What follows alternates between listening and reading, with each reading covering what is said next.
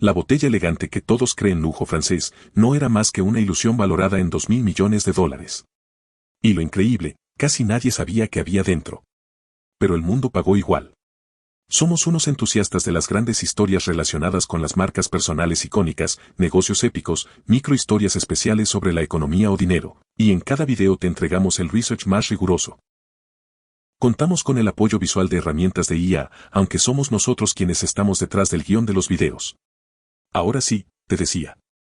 En 1997, el mercado del vodka, dominados por Rusia y Europa del Este, estaba casi calcificado, tradición, clima helado, herencia centenaria. Nadie cuestionaba que lo mejor venía del frío. Entonces, surgió una botella francesa, minimalista, esmerilada, como salida de un desfile de alta costura, y en pocos años redefinió el vodka premium en Estados Unidos. Más impresionante aún, esta marca alcanzó ventas multimillonarias y un valor corporativo que terminó en una venta de más de 2.000 millones de dólares sin tener fábrica propia ni siglos de tradición. No fue el sabor lo que la hizo grande. Fue psicología, estrategia y percepción.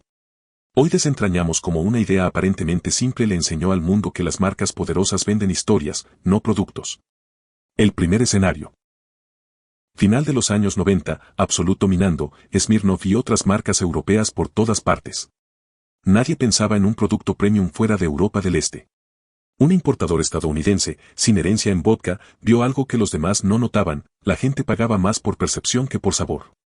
En bares chic de Estados Unidos, un martini costaba $15 de un licor que técnicamente es insípido. Su nombre fue Sidney Frank, y su visión fue disruptiva. Decidió crear lo impensable. Un vodka francés super premium. Francia era sinónimo de lujo, perfume, moda, champaña, y él dijo: eso es lo que necesitamos. La producción se encomendó a François Thibault, un maestro destilador con experiencia en coñac, quien convirtió trigo francés de picardía y agua de manantial filtrada en vodka. No importaba si el vodka francés de verdad era mejor. Lo que importaba era lo que el consumidor creía. La apuesta era cruelmente sencilla. 1. Origen francés. Una nación asociada con el lujo, no con vodka. 2. Precio audaz, casi el doble de los vodkas premium existentes. 3. Distribución estratégica, en los lugares donde el estatus se mide por lo que se pide en la barra. Este enfoque no era tradicional. No se trataba de competir en sabor ni historia heredada, sino de reconfigurar las expectativas del consumidor. Grey Goose nació bajo una premisa brutalmente honesta: la gente no compra vodka, compra estatus. Sidney Frank comprendió que el lujo no se mide por el producto, sino por la historia que lo envuelve. En psicología del consumo, esto se conoce como efecto halo, cuando un solo atributo, como el origen francés o el precio elevado, contamina positivamente toda la percepción del producto. Según el Journal of Consumer Research, los consumidores asocian automáticamente el precio alto con mayor calidad, incluso sin evidencia sensorial. Y Frank convirtió esa distorsión cognitiva en oro líquido. Mientras los gigantes del vodka invertían millones en campañas sobre pureza y procesos de filtración, Grey Goose apostó por algo más intangible: el deseo. Colocó su botella esmerilada en los lugares donde el estatus se exhibe sin palabras: bares de lujo en Nueva York, clubes privados en Miami y salones VIP de aerolíneas internacionales. No era casualidad. Estudios de Harvard Business School sobre comportamiento aspiracional demuestran que los consumidores de alta gama no compran objetos, compran símbolos de pertenencia. Grey Goose ofrecía exactamente eso: una entrada al club invisible de los que saben. El diseño también fue una jugada maestra. La botella esmerilada evocaba pureza y sofisticación, mientras una ventana transparente dejaba ver el líquido cristalino, casi como una joya suspendida. El nombre Grey Goose fue elegido con precisión quirúrgica, fácil de pronunciar, con resonancia francesa y evocando libertad, vuelo y elegancia. Todo en su identidad visual transmitía lo que Frank deseaba que el consumidor pensara, incluso antes de probar una gota. Pero lo realmente audaz fue la estrategia de precios. En un mercado donde los vodkas premium costaban entre $15 y $17, Grey Goose se lanzó a $30. Esa diferencia no respondía a costos de producción, sino a psicología. Frank sabía que la mente humana interpreta el precio como señal de valor: si es más caro, debe ser mejor.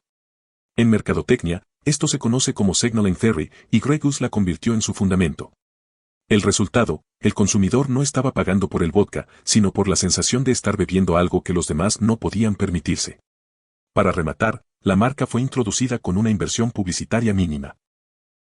En lugar de inundar el mercado con anuncios, Frank utilizó una táctica que décadas después se convertiría en la base del influencer marketing: colocar el producto en manos de quienes marcan tendencias. DJS, modelos, empresarios y celebridades comenzaron a pedirlo, no porque se les pagara, sino porque querían ser vistos con él. Así nació lo que los analistas de la industria denominaron el efecto Grey Goose, el lujo percibido que se multiplica cuando otros lo observan. Una jugada de percepción tan precisa que redefinió lo que significa vender exclusividad en el siglo XXI. El lujo no nació en una fábrica, sino en la mente del consumidor. Grey Goose comprendió esto antes que nadie. Mientras las destilerías tradicionales competían por demostrar pureza o cantidad de destilaciones, Sidney Frank apostó por algo más poderoso: la historia de origen. Francia, la cuna del champagne, el perfume y la alta costura, ofrecía la atmósfera perfecta para un mito. No importaba si el vodka francés era una paradoja, lo importante era que sonaba caro. El producto se elaboró en la región de Picardía, conocida por sus campos de trigo y su aire de refinamiento rural. Frank contrató a François Thibault, un maestro destilador formado en Cognac, para legitimar la narrativa. El mensaje era claro: el vodka podía ser tan refinado como el vino o el brandy, siempre que el consumidor creyera en su origen. Según estudios de la London Business School, el Country of Origin Effect puede incrementar hasta un 30% la percepción de calidad en productos de lujo, incluso cuando los consumidores no pueden distinguirlos en una cata a ciegas. Grey Goose no vendía licor, vendía identidad. Su estética se alineaba con la cultura emergente de finales de los 90, la era del minimalismo y las marcas silenciosas que gritaban estatus sin decirlo. La botella esmerilada, casi etérea, era un lienzo para proyectar aspiraciones. En un mercado saturado de etiquetas brillantes y saturadas, su diseño sobrio comunicaba exclusividad. No necesitaba convencer, bastaba con ser visto. Así nació el lujo aspiracional moderno, un lujo que no depende de la herencia, sino de la percepción. Grey Goose fue pionera en una categoría que después replicarían marcas como Taslow o Supreme, productos que convierten la escasez y el relato en capital cultural. En otras palabras, no vendían vodka. Vendían pertenencia a una historia cuidadosamente escrita. Grey Goose no lanzó una campaña de publicidad masiva. Lanzó un experimento social. En lugar de pagar millones por comerciales, Frank invirtió en visibilidad selectiva. Solo debía aparecer donde el lujo se celebra: bares de Manhattan, clubes privados en South Beach y lounges donde un trago es tan importante como quien lo sostiene. Esa fue su genialidad. Convertir cada copa en una valla publicitaria viviente. Este enfoque se conoce hoy como marketing de aspiración contextual. Según un informe de Bain & Company, las marcas de lujo aumentan hasta un 40% su valor percibido cuando su consumo se asocia a lugares de prestigio. Frank lo sabía sin leerlo. Comprendía que cuando alguien pide una bebida en público, no solo busca sabor, busca reconocimiento. Así, cada botella en una barra de hotel se transformó en un símbolo de estatus compartido. Lo fascinante es que esta estrategia precedió a la era de los influencers. Grey Goose fue viral antes de que existiera el término. Las botellas se colocaban en manos de modelos, artistas y empresarios, no como patrocinio, sino como acceso a un club simbólico. Quien bebía Grey Goose no estaba comprando alcohol, sino validación social. Esa psicología del deseo fue tan efectiva que, en menos de 5 años, convirtió a la marca en sinónimo de sofisticación en la cultura estadounidense. Y mientras los competidores seguían luchando por espacio en los anaqueles, Grey Goose se apoderó de algo mucho más valioso: la mente del consumidor. Sin jingles ni eslogans, su mensaje se filtró como un secreto exclusivo. Un secreto que todos querían repetir en voz alta, copa en mano. Porque en el fondo, no compraban vodka francés. Compraban la ilusión de ser parte de una élite que nunca tuvo que pedir permiso para existir. Grey Goose se enfrentó a un dilema curioso. ¿Cómo sostener el mito de la excelencia cuando el producto en sí no era tan distinto a los demás? La respuesta fue brillante: crear una historia tan convincente que el consumidor no quisiera cuestionarla. En pruebas de sabor a ciegas realizadas por el Beverage Tasting Institute a finales de los 90, Grey Goose se ubicó en el puesto 8 entre 12 vodkas premium. Pero cuando los mismos participantes conocieron la marca, la clasificaron como número 1 en calidad percibida. Un caso perfecto del sesgo de confirmación en acción. Los psicólogos lo llaman el efecto placebo del lujo. Según un estudio de la Universidad de Stanford, las personas experimentan placer real al consumir productos que creen más caros, incluso si el producto es idéntico a otro más barato. Grey Goose no necesitaba ser el mejor vodka, solo debía hacer que el consumidor sintiera que lo era.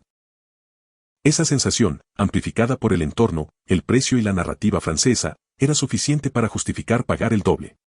Mientras tanto, los rivales seguían hablando de pureza y filtración múltiple. Frank respondió con la antítesis perfecta, menos filtrado, más carácter. Destilado una sola vez con el mejor trigo francés sonaba artesanal, elegante y, sobre todo, exclusivo. En vez de limpiar su producto hasta hacerlo insípido, lo vistió con el lenguaje de la autenticidad. Un truco semántico que convirtió un proceso común en una declaración de distinción. En el fondo, el éxito de Grey Goose demostró algo inquietante: en un mercado saturado, la calidad real es negociable, pero la percepción no, y cuando una marca logra instalar su historia en la mente del consumidor, la verdad deja de importar. Lo que se vende no es vodka, es validación líquida. Lo que comenzó en las barras de Manhattan pronto conquistó los micrófonos. A inicios de los 2000, Grey Goose se convirtió en el símbolo líquido del éxito en la cultura pop. Artistas como Jay-Z, Kanye West y Lil Wayne la mencionaron en más de 300 canciones en menos de una década. Pero lo sorprendente es que la marca rara vez pagó por esas menciones. El lujo, cuando es genuinamente deseado, no necesita rogar por atención. El fenómeno fue tan potente que los economistas del MIT lo compararon con un loop de validación social. Cuanto más se nombra una marca en contextos aspiracionales, más crece su valor percibido. Grey Goose se volvió un atajo cultural para decir he llegado. En videos musicales, eventos y alfombras rojas, la botella esmerilada funcionaba como un trofeo simbólico del éxito material. Mientras las marcas tradicionales seguían comprando comerciales, Grey Goose se infiltró en el subconsciente colectivo. Aparecía en manos de deportistas, celebridades y empresarios, generando una asociación automática entre riqueza y sofisticación. Esa es la magia del cultural branding, cuando una marca deja de ser un producto y se convierte en parte del lenguaje social. En esencia, Grey Goose ya no era solo un vodka. Era una idea que trascendió su categoría. Representaba el ascenso, la exclusividad y la promesa de que cualquiera podía saborear el lujo, si podía pagarlo. En una era donde el estatus se mide por lo que se comparte, Sidney Frank había logrado lo imposible: convertir una bebida común en el símbolo líquido del triunfo moderno. Los resultados fueron tan rápidos que desafiaron toda lógica de mercado. En apenas 5 años, Grey Goose pasó de ser una curiosidad francesa a dominar el segmento super premium de vodka en Estados Unidos.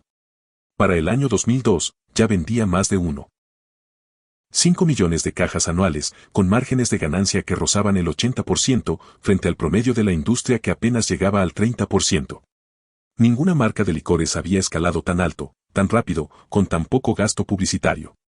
El secreto no estaba en la destilería, sino en la distribución del deseo. Cada botella colocada estratégicamente en un club de moda era una inversión emocional, cada mención en una canción de rap, un anuncio gratuito.